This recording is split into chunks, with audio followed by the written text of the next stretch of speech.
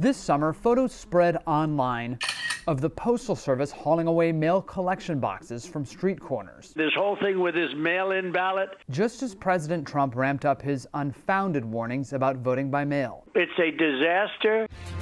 There was panic. They're not getting this one. Yet postal records we obtained through the Freedom of Information Act show no evidence the mailbox reductions were all that unusual, and nothing to suggest they had anything to do with the election. Instead, the records back up what Postmaster General Louis DeJoy told Congress, that the removals continued a long trend of cutting back as mail usage goes down. This is a normal process that's been around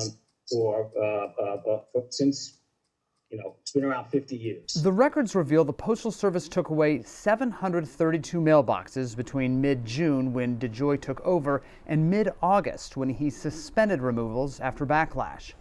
It was twice as many uprooted mailboxes compared to the same time last year, but eliminations for 2020 are still below each of the past 3 years. And it's really not something surprising. It's certainly not anything that anyone should worry about or be alarmed about. Only 15 states had more than a dozen mailboxes taken away this summer, and they were a mix of Democrat and Republican-leaning states. Here's something else we noticed in the records we got back. When the Postal Service takes mailboxes offline, they tend to do a bunch at once, possibly explaining those alarming photos of multiple mailboxes on the move. It's like getting bagels. It's cheaper by the dozen. We found in many cases a single mailbox was removed from a cluster where one remains today.